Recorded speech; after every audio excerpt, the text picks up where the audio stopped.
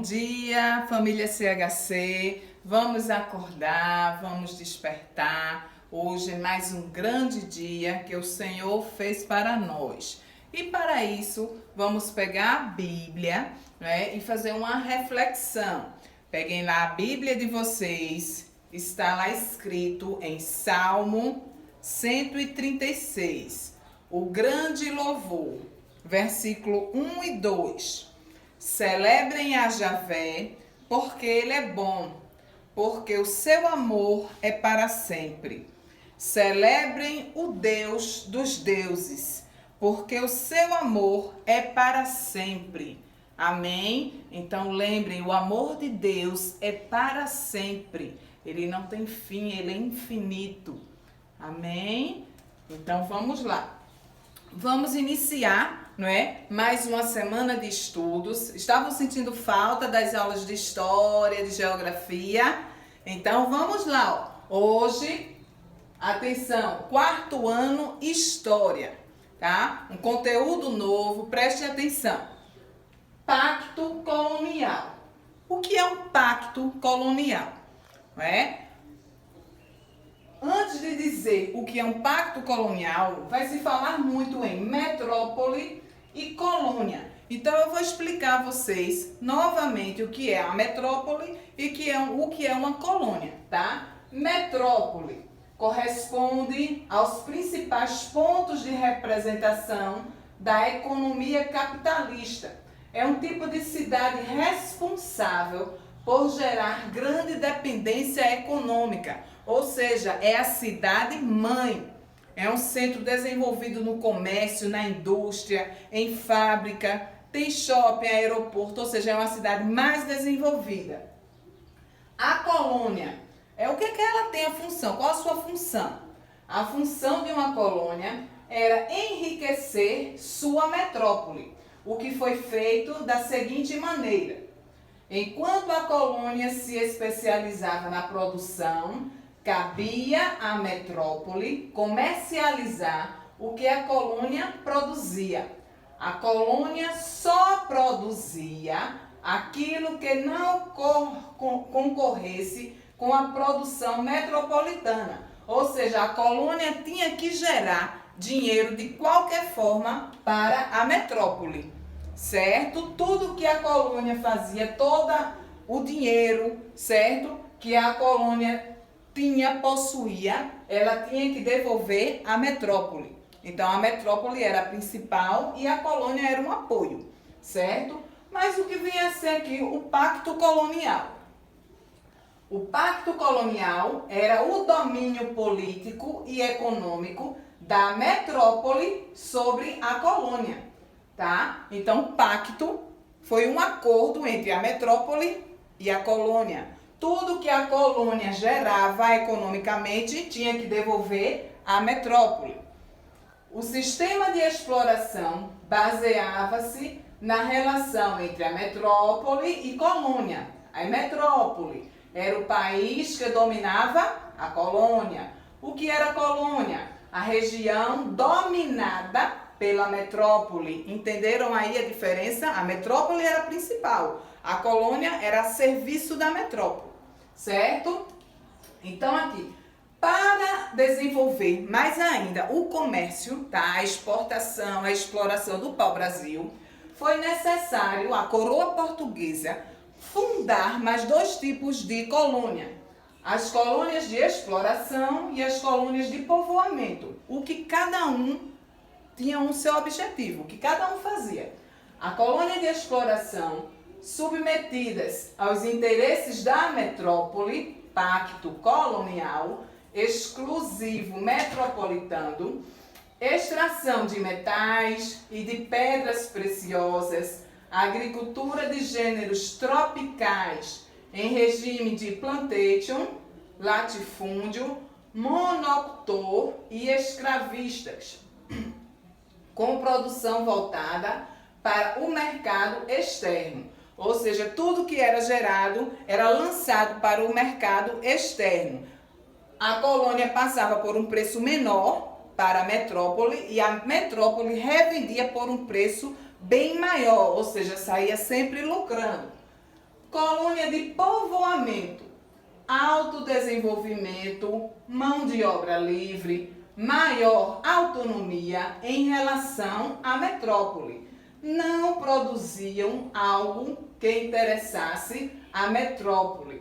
A colônia de povoamento já era mais individualista, ou seja, trabalhavam por conta própria. Ela não tinha a obrigação de devolver os impostos, devolver lucro à colônia à metrópole, certo? Então, a colônia de exploração tinha essa obrigação de devolver o dinheiro e a de povoamento era mais livre. Aqui vocês têm algumas características da colônia de povoamento. Produção agrícola baseada na pequena propriedade, desenvolvimento de uma produção manufatureira voltada para o mercado interno, utilização do trabalho livre, laços coloniais mais brandos. Tá vendo? O povoamento era mais livre, a colônia de povoamento. A colônia de exploração, o nome já está dizendo, exploração, né? Produção agrícola baseada em grande propriedade, enormes extensões de terras.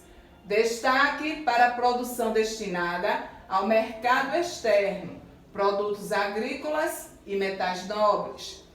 ênfase na utilização do trabalho escravo dos índios aos negros. Primeiros escravos foram os indígenas, depois foram os negros. E pacto colonial rígido.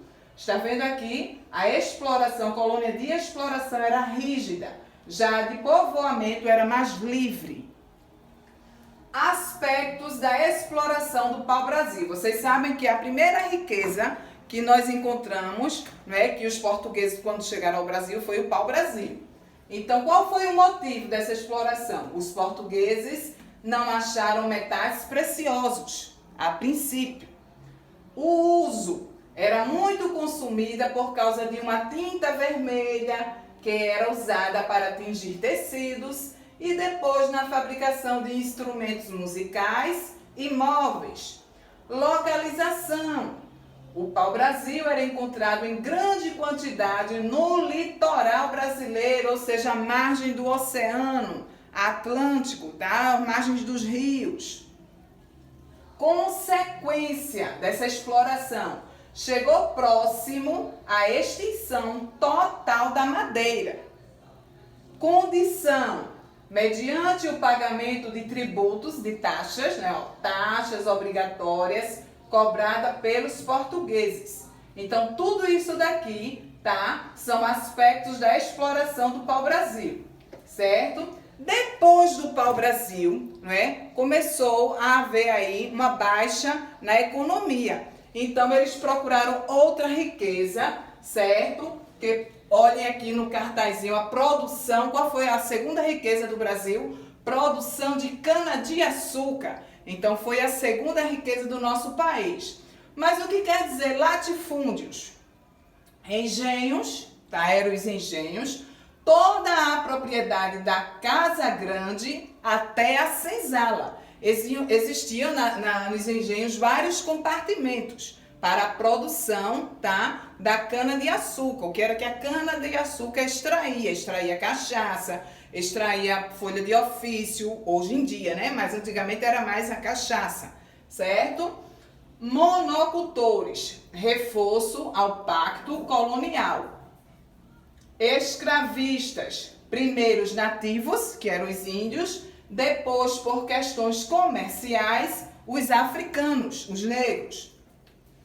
Grandes interesses ao mercado europeu, que foi a cana-de-açúcar, depois do pau-brasil, e em seguida a mineração.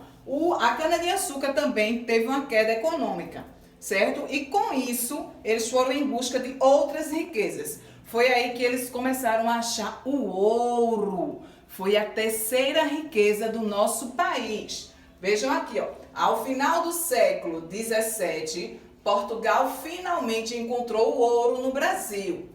Mas a mineração começou a partir de 1700, quando muitos portugueses emigraram para a região das Minas Gerais, ó, em Minas Gerais, tá? Assim como o açúcar, a coroa cedia aos mineradores alguns lotes e todas as minas encontradas deveriam ser informadas ao rei, que ficaria com 20% de todo o ouro encontrado.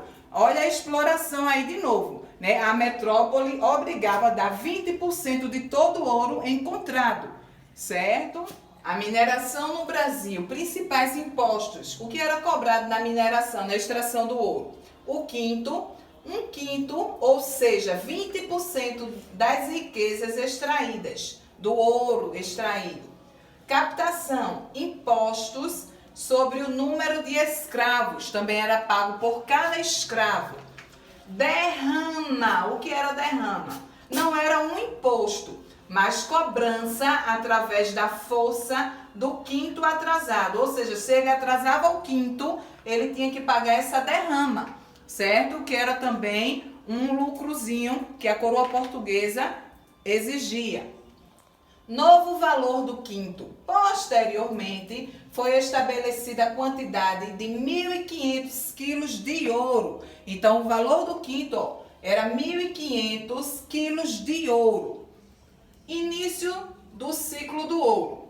Aí, como já foi dito, né, no final do século XVII, as exportações de açúcar brasileiro começaram a diminuir e Portugal precisou buscar novas fontes de renda e em busca de novas riquezas, pois os portugueses lucravam muito com taxas e impostos cobrados no Brasil. Nesse contexto, os bandeirantes, no final do século XVII, começaram a encontrar minas de ouro em Minas Gerais, outros locais, ó, Goiás e Mato Grosso. Portugal viu nesta atividade uma nova fonte de renda. Então, ó, primeiro pau-brasil, depois cana-de-açúcar e aí veio o ciclo do ouro, tá? Você vê aqui a devastação, olha, presta atenção nessa imagem, a devastação, né, em relação à mineração, ó, a extração do ouro. Nessa imagem aqui vocês estão vendo vários portugueses, né, os europeus e os escravos trabalhando. Aqui nessa outra imagem, um engenho de cana-de-açúcar, que foi a segunda riqueza. E nessa outra imagem aqui, nós temos o pau-brasil, que foi a nossa primeira riqueza. Nós temos a cana-de-açúcar, que foi nossa segunda riqueza. Nós temos aqui, ó, a Casa Grande, os europeus estavam na mesa, ó, jantando. E aqui os filhinhos dos escravos, aí já eram os negros, tá? E aqui a barra de ouro. E aqui o nosso Brasil e a grande exploração com as navegações. Qualquer dúvida, faz uma chamada, estou à disposição de vocês. Beijos!